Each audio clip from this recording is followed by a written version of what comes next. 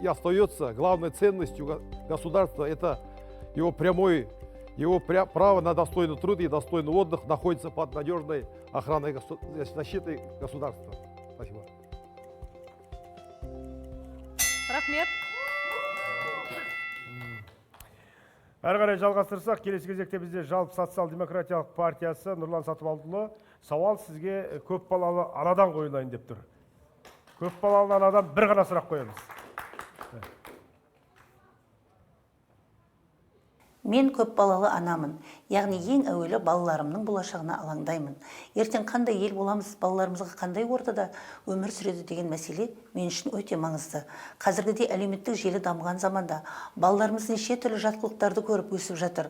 Сондықтан біз өз ортамыздағы тәрбиені мықтап қадағалауымыз керек. Ата заңда отбасы мен неке дегеннің не екені ашық жазылуы біздің қоғамның дәстүрлі құндылықтарды ортақ ұстаным ретінде бекітуі деп ойлаймын. Меніңше мұндай норма қазір көп елде жоқ. Еліміздегі отбасы институтын нығайтып, балаларымызға дұрыс тәрбие беру үшін жаңа конституция қалай ықпал етеді? Осыны ашып түсіндіріп берсеңіз. Сұрағыңызға үлкен рахмет. Өте орынды сұрақ. Бұл біздің осы мынау жаңа заңымызда отбасы құндылықтарына баса назар аударылған. Егер де шынын айтсақ, мемлекеттің мықтылығы, оның негіздері отбасыдан басталады. Отбасы мықты болса, бәрі күшті болады. Ал енді солған байланысты бұған баса назар аударылған.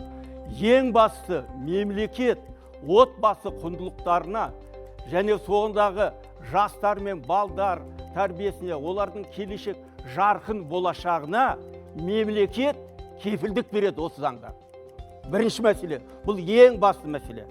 Елдегі отбасы институтын нығайту арқылы біз оларға құқықтық мүмкіншіліктерін береміз.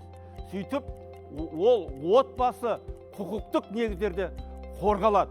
Бұл да осы конституциядағы ең ерекше атап өтетін мәселе. Енді оның нақты механизмдерін айтайын. Мысалға, конституцияда заңда ерекше жазылған. Онда отбасы, неке, ода ана, әке, бала конституция мен заңды құқықтық негізде қорғалады деген. Бұл деген не деген сөз? Бұл біз отбасылық құқықты тең дәрежеде қорғайды осы конституция. Және осыған байланысты бұл дегеніміз мемлекеттік қорғаудағы институт. Бұл жаңағы отбасы институтымыз мемлекеттің қорғауында. Бұл да өте керекті мәселе. Жаңа ғана айтып өттім. Бұл балалардың, сіз мұна кісі өте дұрыс сұрақ қойды, балалардың құқығына байланысты. Енді балалардың құқығы, оларды ешқандай құқықты кемсітуге, зорлық зомбылық көрсетуге, басқа да заң бұзушылық әрекеттер жасауға ешқандай жол бермейді. Және бұл оның бәрі қорғалады. Ал енді осы өзіңіз қойған сұраққа байланысты жеке балдардың мәселесін бұзылса, оны қорғаудың заңды жолдары нақтыланған. Бұл дегеніміз елімізде кез келген қатыгездік болмаса басқа мәселелер қорғалады. Тағы бір атап өтетін мәселе, Қазақстан өзін әлеуметтік мемлекет деп жариялады. Онда ол дегеніміз не? Онда оның жаңағы медициналық тұрудан болсын, басқа тұрудан, білім беру, барлық салалар бойынша олардың қорғалуы нақтыланған.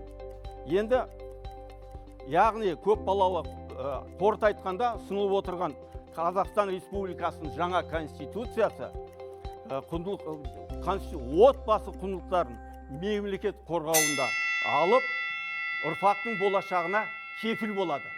Рахмет. Рахмет. Нұрлан Сатыбалдыұлына алғысымыз айтамыз. Әрі қарай. Следующий вопрос звучит для партии Байтак от студента-юриста.